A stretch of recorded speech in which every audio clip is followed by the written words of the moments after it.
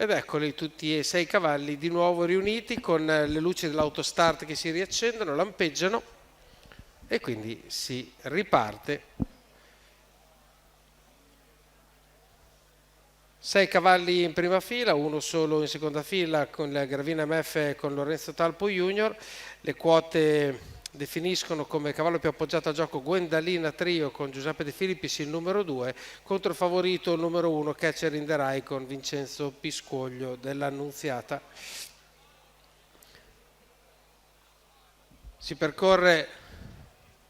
la curva a sinistra delle tribune, la macchina prende velocità, abbiamo superato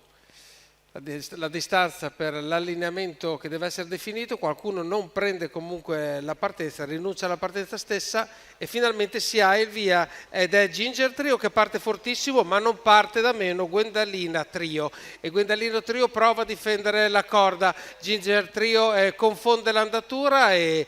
va di galoppo e quindi rimane davanti numero Gwendalina 5 Trio Ginger da Trio squalificato e poi c'è un mezzo tamponamento con il Gilda Indal che comunque in terza posizione, si mette subito a destra Catcher in the Rye, non vuole aspettare tempo, 15-9 comunque già in immediato rallentamento i primi 200 metri e ora andiamo ai 400 che si compiono in 31,7, quindi Giuseppe De Filippis, una volta bruciate un po' di energie per resistere all'attacco di Ginger Trio, ha preso in mano per ovviamente risparmiare tutto quello che è possibile fare in attesa di quello che succederà durante il percorso. Catcher in the Rye è a destra, dietro invece abbiamo Goccia Azzurra Cup e poi sempre a destra ora si è unita anche Gilda Indal che ha preso la schiena di Catcher in the Rye. Terza posizione alla corda per Gravina MF, in fondo al gruppo Gilly Griff. 800 metri in 1,2, si va da 1,17,5. L'ultimo parziale però in 14,2 si è ripreso un po' di velocità e Gwendalina Trio adesso cerca di rendere pesante il percorso esterno di chi è stato costretto comunque a muovere appunto nelle seconde pariglie. Il chilometro in 1,16,9, Gwendalina Trio di nuovo un 14,9 per la curva e visivamente sta riaccelerando e come sta riaccelerando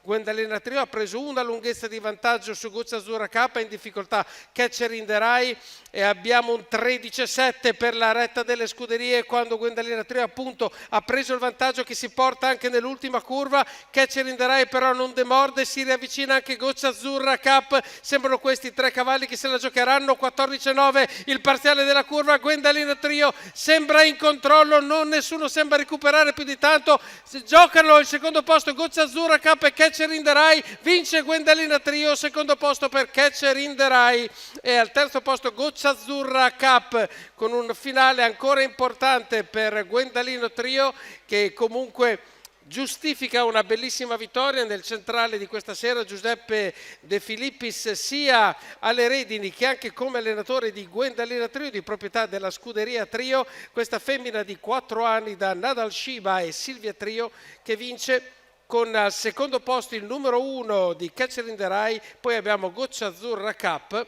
e ora guardiamo che per la quarta posizione ovviamente andrà verificato anche con la fotografia al quarto posto il numero 7 di Gravina MF che prende il quarto compenso precedendo il numero 4 di Gilda Indal.